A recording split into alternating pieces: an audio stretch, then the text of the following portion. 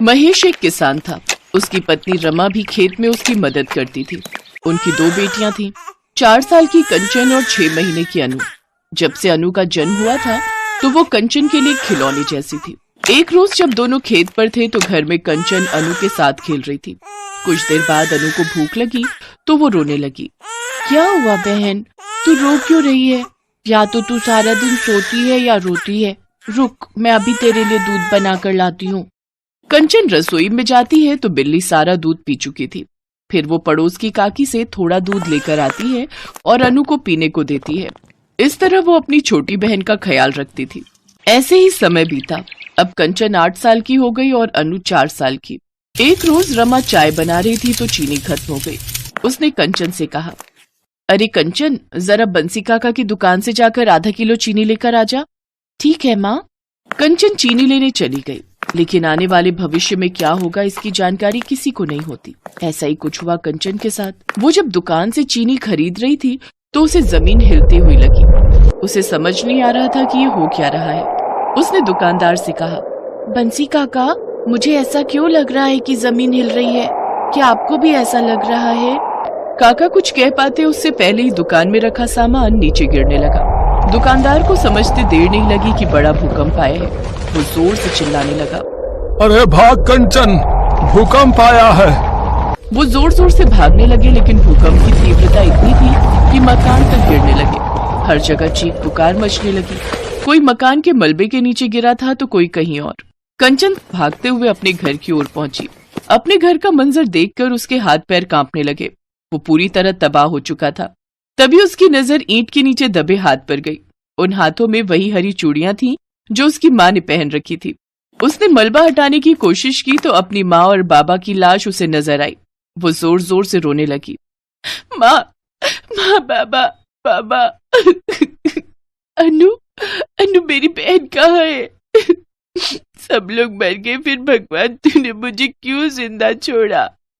मुझे भी मार देते। मेरी बहन, तू ठीक है ना? दीदी, माँ बाबा घर में थे, तब मैं बाहर खेल रही थी। फिर अचानक घर गिर गया और माँ बाबा उसके नीचे। तू रो मत बहन, मैं हूं ना तेरी बड़ी बहन। आज से मैं ही तेरी माँ और बाबा हूँ। अब नन्हे से कंधों पर अनु की जिम्मेदारी आ गई। कंचन की समझ में नहीं आ रहा था कि वो क्या करे और क्या नहीं। घर तो टूट चुका था, इसलिए वो दोनों बहनें एक पेड़ के नीचे रहने लगती हैं। ऐसे ही अगले 2 दिन तक उन दोनों ने केवल पानी पीकर ही अपना पेट भरा। फिर तीसरे दिन अनु से रहा नहीं गया और वो अपनी बहन से कहने लगी, दीदी, मुझे बहुत जोरों की भूख लगी है। आज मैं सिर्फ पानी पीकर पेट नहीं भर सकती। भूख तो मुझे भी बहुत लगी है अनु, लेकिन हम क्या खाएं? हमारे पास ना ही कोई काम है और ना ही पैसे।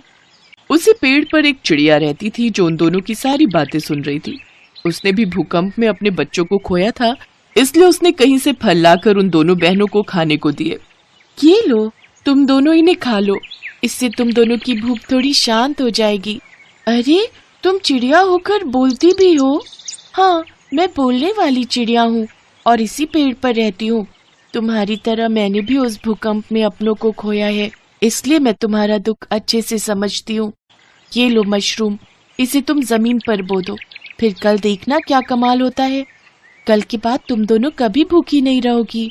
क्या? सच में? तुम्हारा बहुत बहुत शुक्रिया।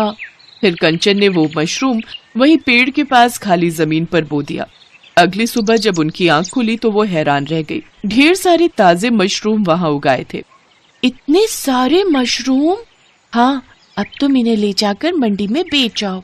दोनों बहनें मशरूम लेकर मंडी की ओर चली गई, जहां उन्हें उनके अच्छे दाम मिल गए। दोनों बहुत खुश हुई। लेकिन उसी गांव में एक हरिया नाम का आदमी रहता था। उसने जब मंडी में दोनों बहनों को इतने अच्छे मशरूम बेचते देखा तो वो दंग रह गया। इन दोनों के पास इतने सारे मशरूम आखिर आए कहाँ से? मंडी से लौटते वक्त उन दोनों बहनों ने पेट भरकर खाना खाया। अब वो हर सुबह जागती तो उस जगह ढेर सारे मशरूम उगाते और वो मंडी में जाकर उन्हें बेच आती। अब वो उनका कमाई का जरिया बन गया।